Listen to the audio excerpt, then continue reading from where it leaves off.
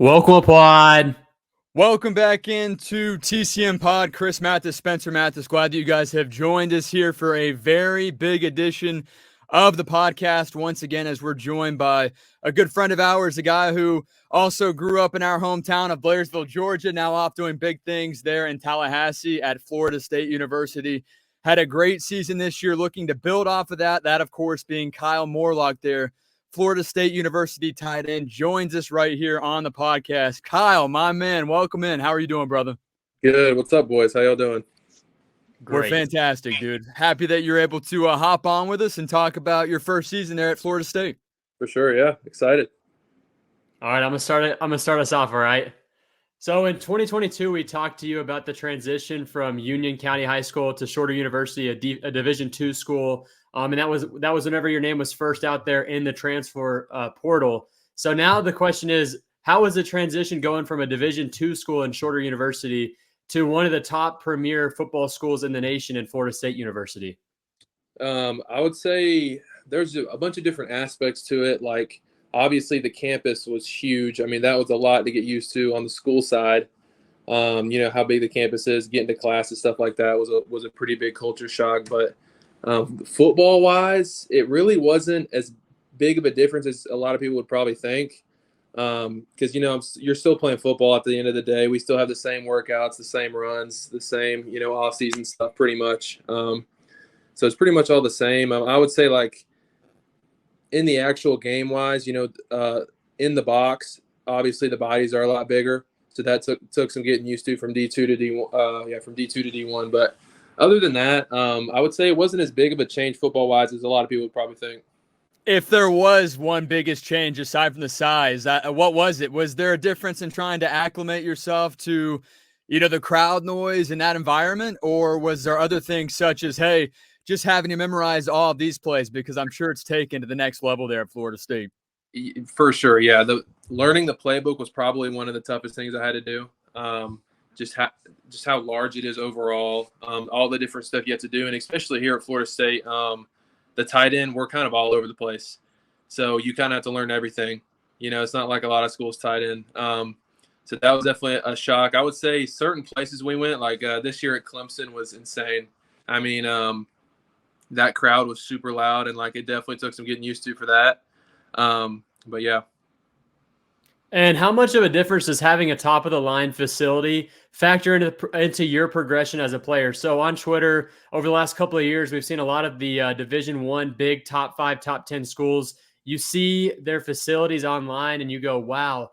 I mean, there's got to be a huge difference, obviously, just from going from Union County to Shorter University and then now Shorter to Florida State University. So really, how much of a difference would you say that makes in terms of your progression as a player on the field and, of course, in the weight room? Oh, yeah. I mean, it makes the world of difference, the facilities, but I would really say it's the people here. Like our strength coach, Coach Storms, and his whole staff, it's been like the best thing for me, developing my strength and speed and all of that stuff. So the facilities are obviously super nice, and it's a blessing to be able to, access facilities like this. But I think it's the people here that, there's just so many people that have our backs and are trying to see us succeed. That's the biggest thing. Yeah, and I know you talk about, getting faster, stronger. In what way, what aspect have you gotten better at just after one season there at Florida State? I would say, strictly physically like that, I've definitely gotten a lot stronger since I've got here, faster as well. Football-wise, I would say a lot of my blocking game has changed, especially getting here with Coach Thompson. It's just like technique, just overall understanding of how to block and stuff, has really like changed since I've gotten here. So I'd say football wise, my blocking game is, improved drastically. Now you talk about the tight end room there too, as well. You guys are stacked. You have several different guys that not only could make an impact, but did make an impact. Of course, yourself included in that tight end room.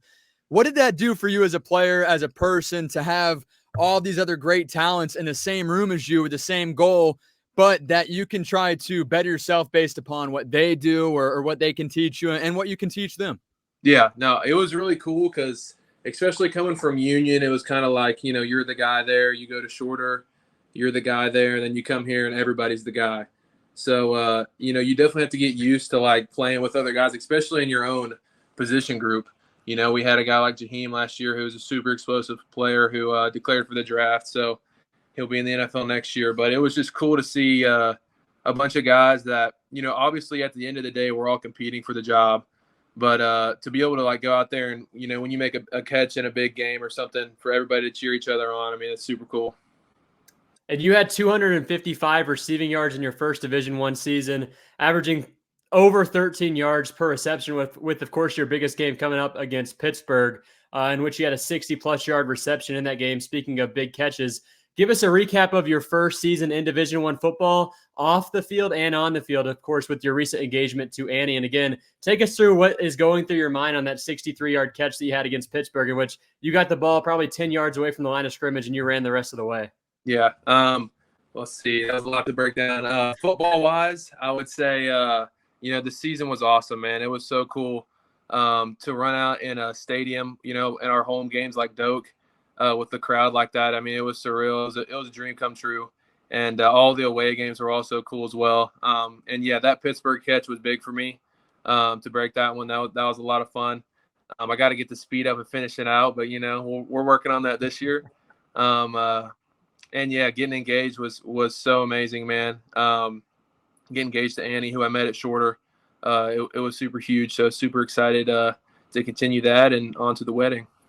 Again, Chris Mathis, Spencer Mathis, joined by Florida State University tight end Kyle Morlock, a friend of ours that we've followed and been buddies with for years now, and it's so cool to see his success there at the next level. But you guys are tuned in via the Chris Mathis podcast watching this, and I know that we spoke in 2022, as Spencer referred to, about that transfer portal process, Kyle, and you mentioned, we had breaking news on our program in 2022. I didn't think much of it whenever we did talk about it and, your top three schools of where you were looking at. And you did mention Florida State as one of the top three. Next morning I wake up, the podcast goes viral. It went everywhere. And, Florida State mentioned top three from Kyle Morlock. You talked a lot about Coach Mike Norvell and the guy that he was before in recruiting and trying to get you to go out to Florida State and to be a member there of the Seminoles. But talk about what it is like now that you're there in the trenches, you see and you work with Coach Mike Norvell each and every week. What's it like to play for Coach? It's the exact same as when he was recruiting me, which is crazy to hear because, you hear a lot of stories of guys that obviously switch up a lot once you get in the building.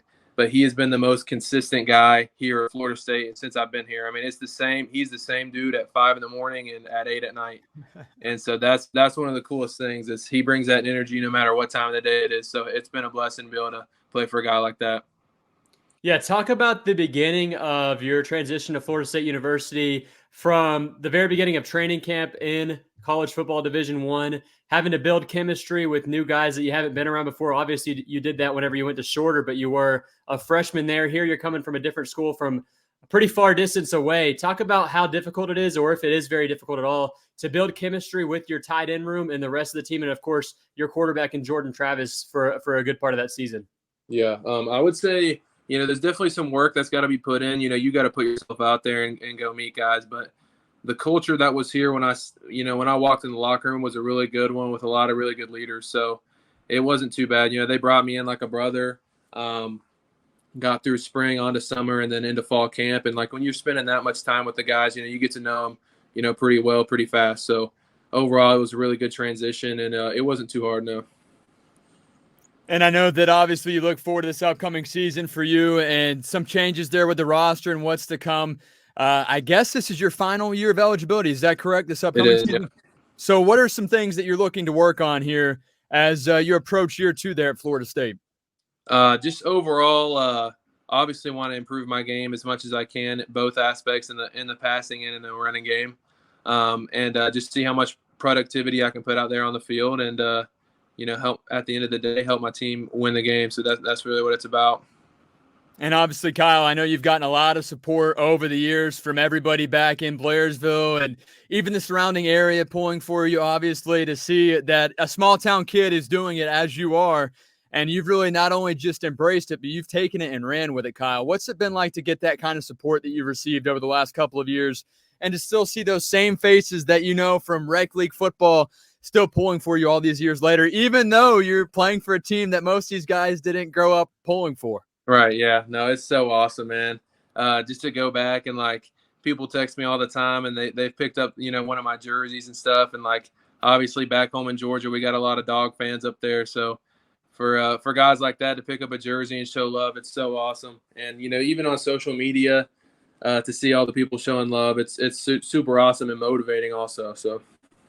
Another question there about playing college football there at the Division I level. What's the diet like in terms of what kind of meals you guys are able to get? How often you get these meals? If they're prepped for you guys? If it's kind of mandatory? What's that like as far as trying to take care and fuel your body the right way? Yeah, it depends. So we got two different things here at Florida State. We got a gain train and lean team. Obviously, if you're on gain train, you're trying to gain weight. Lean team, you're trying to lose weight. I've been on gain train since I've gotten here, so you get an extra meal throughout the day. So we got 4 meals, and it's been cool, man. The food here is super good, and yeah, you just walk in. We got a little a dining hall in the stadium, so you just walk in, get your food, do your thing, get ready for whatever we got coming up, and yeah, you just carry on about your day. Yeah, and going back to Chris's question a couple of minutes ago about coming up from Georgia with the surrounding University of Georgia fans, this may ruffle some feathers, but UGA had one job. If they would have beat Alabama, Florida State most likely, I believe, would have been in the college football playoffs. They ended up folding. A great thing that you've been speaking about even before you started going to Florida State was how good of a coach that you think Mike Norvell could be, and now how good of a coach he is. Obviously, a huge program shift from Florida State within just the last 3 years that he's been there. He's an incredible coach. But I'm going to address the elephant in the room here. What was the feeling like around the facility with the players and coaches, the raw feeling that you guys had whenever it was announced that Florida State, an undefeated team, was somehow not good enough to be number 4 in the college football playoff committee, somehow number 5, undefeated in a Power 5 conference, not in the playoffs? Yeah, we were. I'll kind of break it down. We were all watching it. Obviously, we had held like a like a team meeting. We were watching the same show everybody else was, and I'm sure there's some videos out there of what it was like in that room. But it was just when they announced it, I mean, it was just pure heartbreak. You put in so much work over the season that people just don't see. They think you just go out there and play 13 games and then that's it. But it's just so much more than that. And just for all that hard work to get, taken away by a committee it absolutely sucked. But, I would say it was heartbreak for about a week, but then, we had the bowl game coming up. So we kind of tried to turn that into motivation and go on from there. And Kyle, I know you talk about that bowl game as you did take on Georgia and the Orange Bowl. You say that you took about a week or so, at least it weighed on you that much as far as not making the college football playoff this season. What was your personal mentality? Because we know that the group, obviously, all the team, the roster, the coaching staff felt so low. But at the end of the day, it was out of your control once that decision was made. So at what point did it hit you? Okay, you know what, man? I have to get over it. It sucks, but it's on to the next game. At what point, was there a point where you're like, you know what? Was it that night even when you laid your head down like, this is real? Like, at what point did that mindset change for you? I would say we had a little bit of time off after we won the ACC championship. And then before we started practice, obviously for bowl prep. So I would say it was a couple nights when I had my roommate here, David Stickle, and he's also on the football team. And we were just like, man, like we'd wake up every morning. It's like, we cannot believe that just happened. But, once we started to get back into bowl prep practice, probably about a week later, it was like, all right, we got to refocus our minds and get ready for the game. And Kyle, I know that everybody's in a different position there with their eligibility and what their future plans are and playing at the next level. What was your reasoning for deciding to play in that game against Georgia? And what was kind of your mindset in that regard? I know you still have another year of eligibility as well, but what was your true reasoning there? At the end of the day, it was a football game and your team got to compete. Yeah. I mean, and I knew I was coming back for this upcoming season, and I didn't want to leave, the people that we had so much sweat, blood, and tears out there the entire season. I didn't want to leave them hanging, So I want to go out there and play for the guys and do the best that we could.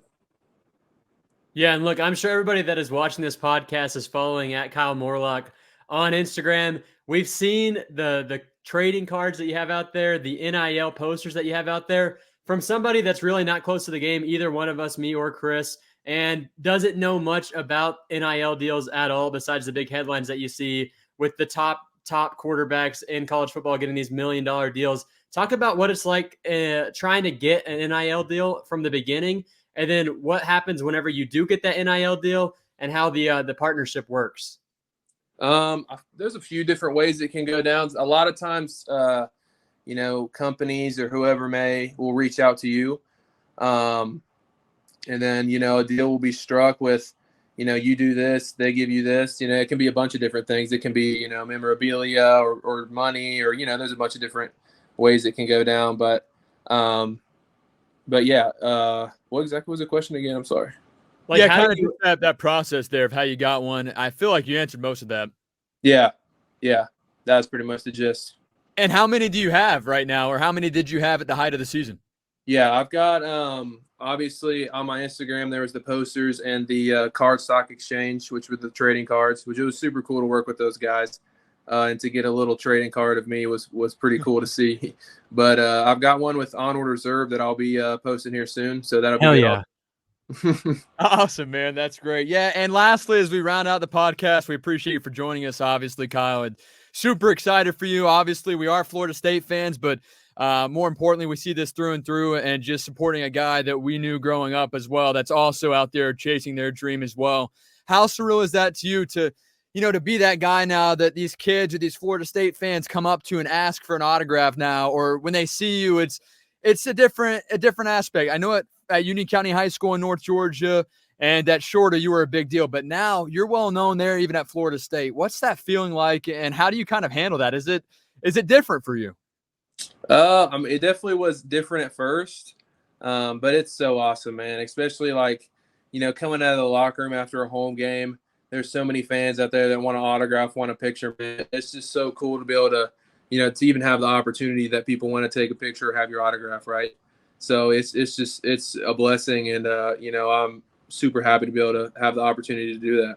This is going to be my final question for you, Kyle. For those that are out there that, they want to chase that dream, or they do play high school football at a small school around the country, no matter where they're at, middle of nowhere, or a school that's not the greatest with recruiting, or a school that is, but necessarily doesn't equate to wins and doesn't get that kind of attention. What advice do you have to that athlete to try to take it to the next level and just believe in what he or she is doing? My number one piece of advice would be just to keep going, keep grinding. Even if you're getting out of high school, you don't have all the offers you think you should have or want. Even like me going to Shorter, I definitely wanted to go D1 out of high school, right? And that didn't happen. And a lot of people, they're like, oh, D2, this is where the road ends. But you just got to keep going, because you never know what door may open and what opportunity you might have. So my number one piece of advice would definitely just be keep grinding, keep going, don't stop. Awesome stuff there. Spence, any more, or are we rounding out here on the pod today? I was going to go for something unorthodox here. I was going to tell Kyle how proud we are of him, how excited we are for one more year at Florida State University. Just wanted to try and go for a virtual dap up here over this StreamYard, if you could. Okay. You ready? We might need a countdown. All right, countdown on go, Chris. All right, 3, 2, 1, go. Boom. There we go. Boom. Hey, Kyle, we appreciate your time, brother. Wish you the best of luck, man, and keep doing your thing. For sure, yeah. I appreciate y'all. Awesome, man. Talk to you soon. All right, peace out.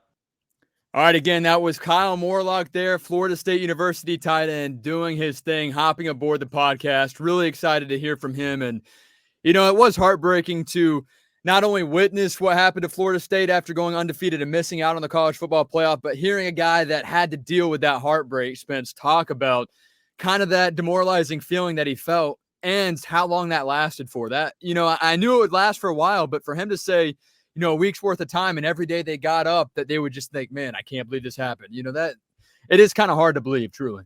Yeah, we may have left one question out on the table. If you could maybe text him this, maybe we get an interview or the answer back by the time this podcast ends. Forgot to ask him who he's got in the playoffs in terms of the NFL right now with the 4 teams remaining.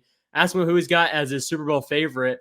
And as you do that, I can carry the first part of this conversation. We can recap the Buccaneers versus the Lions. Sadly, you couldn't be at that game. It was in Detroit. And I feel like a lot of the real Detroit Lion fans couldn't be at the game because ticket prices of that game were the most expensive in divisional round history, which is absolutely insane for a city such as Detroit. And again, a great game by the Detroit Lions. I really do think the Buccaneers outcoached themselves out of that game. Obviously, we love Dave Canales as a Buccaneers offensive coordinator, want to keep him, but you can tell he's still in his rookie season as an NFL offensive coordinator because, I mean, the Lions secondary is beat up. It's not good from the very beginning of the season, and it hasn't gotten much better aside from Brian Branch and maybe one other cornerback on that team. And the fact that the entire first half, after what we heard from the analysts before the game, they said Canales' approach is to try and keep mistakes minimal to start the game. I think that if the Buccaneers go out there to start that game, firing downfield to Mike Evans like they did at the end of the first half and at the end of the second half, I think that that was a much different game. And I really do believe that the Buccaneers coaches took them out of that game. And now the controversy is with Todd Bowles not noticing the clock. I mean, watching that game, I think he did notice. That's the thing. I think he noticed. The crazy thing is watching that game, you're seeing them kneel the ball down. There's 35 seconds left when they do their final kneel down. The Bucs have one timeout left. It's fourth down, and they just let the game go. Either way, you let him take that 48-yard field goal. You may block it. He may miss it.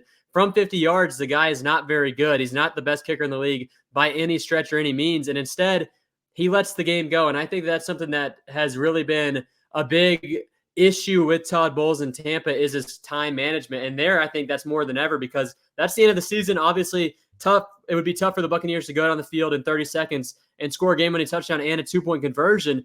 But if the Lions miss that field goal, you only got to go 55 yards, and the Buccaneers could have won that. So obviously, as Bucs fans, hoping Dave Canales stays, he's obviously going to grow. But I think we may have seen the top of what Todd Bowles can do because we've seen that he's not very – he doesn't pay attention to the clock whatsoever. We see that all the time. He goes continuously into halftime with all three timeouts, continuously into the end of the game with one or two more timeouts left. He just kind of lays down and dies, and I think that builds on your team. Obviously, the injury to Jamel Dean really screwed the Buccaneers over in that game, but I don't know about Todd Bowles. I mean, Dave Canales is getting head coaching interviews with the Carolina Panthers. Hopefully he doesn't leave because will Todd Bowles get a year 4 in Tampa? I think this should only be a 1-year extension. And obviously, I think he deserves it with how he did coaching this year. But again, I think we may have seen the cap with Todd Bowles as the Buccaneers head coach. And I think that's something that Jason Light and the owner of the Buccaneers kind of have to take into account whenever they are going to re-sign Todd Bowles to a couple more years on his deal. Obviously, already 60 years old, maybe 2-3 years max. But again, 3 years might be pushing it for Todd Bowles, who's been a coach for so long and really hasn't shown any improvement in terms of clock management. Yeah, it was just frustrating to see because at that point, when you don't take that timeout, even on that final play, that you don't decide that there's still a shot, and the chances were very slim. Let's say that they took it on that final play just before the final snap of the football game. The chances of them fumbling there on a kneel down, or maybe he throws it up into the air and it's batted, or maybe a Buccaneer defensive end gets around and knocks Jared Goff's arm free. The ball comes loose. You just never know. And I know the chances were like 0.00001% chance of that happening. However, there's still that 1% or that little percentage of a chance, not even a full fraction of a percent, that there could have been something that happened. And we've seen it so many times, a kick six in college football. We've seen so many different freak accidents, and yeah, they're few, far, and in between, and very rare, extremely rare, especially in a position like the Buccaneers were in there against Detroit on Sunday. But there's still that minute chance that it could happen. And just to say, hey, you know what? No chance at all. Let's throw it in. Game over. That just rubbed me wrong. And it doesn't necessarily have to do with anything that it's just Todd Bowles and his clock management. Yes, that does stack up. And you think, hey, all these things he's done this year, and then that happens. It's frustrating. But I don't care if that was Bill Belichick. Whoever the coach was, I was just upset that they really threw in that they threw it in and said, hey, this football game's over. Mathematically, it was over. Well, guess what? There's a difference between mathematically something being over and something being final. And I think that they made it final. He made it become complete, even though the final whistle did not blow before he could have taken that timeout. Instead, they took the final play. Game over. Bucs go home losers. And they did exceed my expectations this year. Everybody did, really, except for Devin White. Yeah. Devin White will not – he's not going to be on the team next year. No way, Jose. And this guy, I mean, you saw his replacement, KJ Britt, the other linebacker there for the Buccaneers, not named Devin White, and Levante David. He led the team there pregame in the huddle and then was really good throughout the game. Now, he did have a couple of woes as the game went on there in the fourth quarter, but ultimately this guy is going to be that next guy for the Buccaneers linebacking core. And, the Bucs, they proved me wrong. I thought this was a 7-win team. To see them do what they did was impressive. The Bucs battled against the cap space and all the issues they had with having to pay Brady from years ago. And to see them make the playoffs as they did and really be in that football game up until the very end truly impressed me.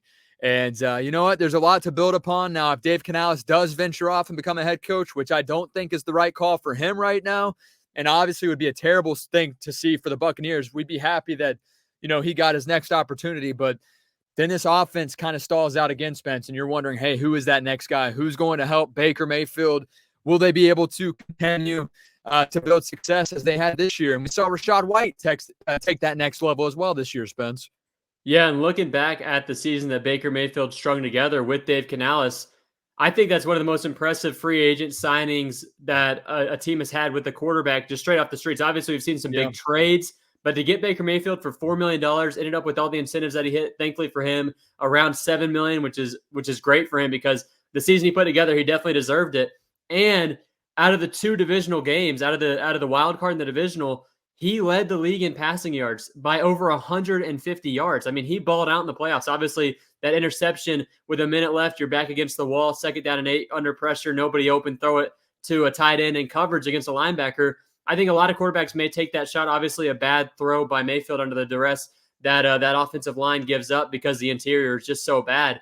But if the Buccaneers can keep Dave Canales, if they can draft an interior offensive lineman and sign one more, it's a shame Ryan Jensen can't play anymore. I don't think he's ever going to come back, coming from what we heard from the Tampa media with T-Kraz during the summer. The rest of the media, whenever we saw just 2 weeks before the preseason game, he still hadn't practiced one time. It was obvious that this guy may not play again in the NFL. But if the Buccaneers had Ryan Jensen this year, I think they go further, and they would probably be in the conference championship right now with just how small Hainsey and how small Stinney are at the center and left guard position. They get their asses pushed back the entire game.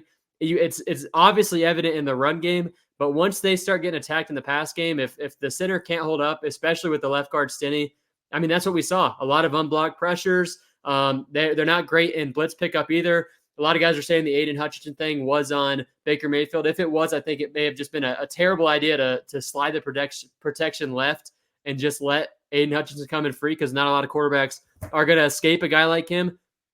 But instead, I mean, I think the Buccaneers, if they keep Canales, obviously I think Mayfield is going to come back to the Buccaneers. I think Mike Evans is back, and I think the team overall will be better. Who are they going to lose that's going to be important to this team?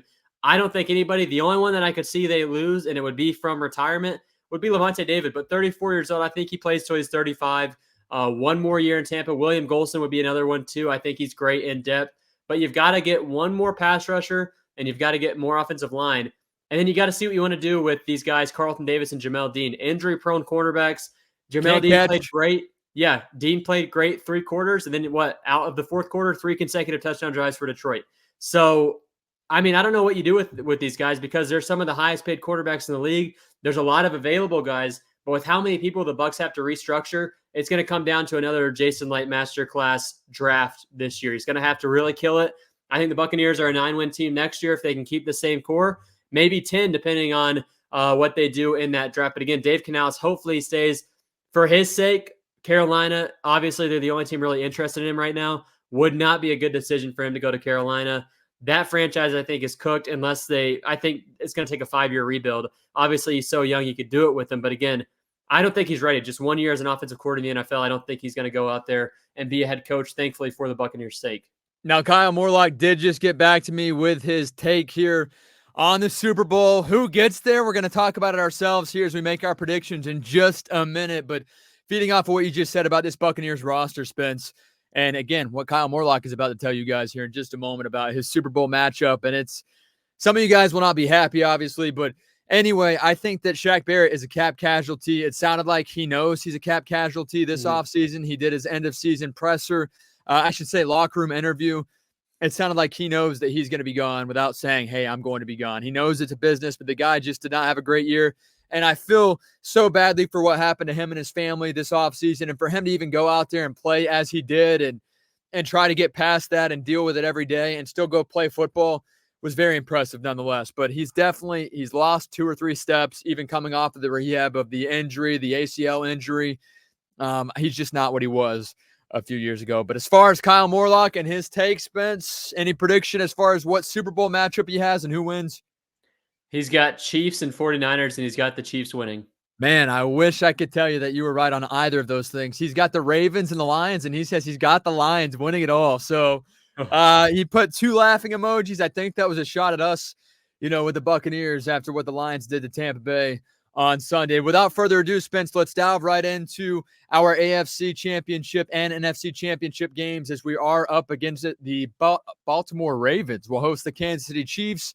The Ravens 3.5-point favorites here. Winner goes to the Super Bowl. It could be Patrick Mahomes and the Chiefs, or of course Lamar Jackson, who I expect to be the MVP this year, advancing to the big title game. Again, 3.5-point favorite. Baltimore Ravens at home on Sunday.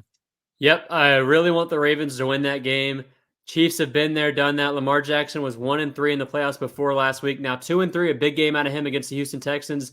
But the Chiefs are a different animal when it comes to the playoffs. Obviously, Travis Kelce can just randomly go off at any time. Rashee Rice, their new receiver, a rookie receiver, very, very good. And I'm going to sadly take Kansas City in that game over Baltimore.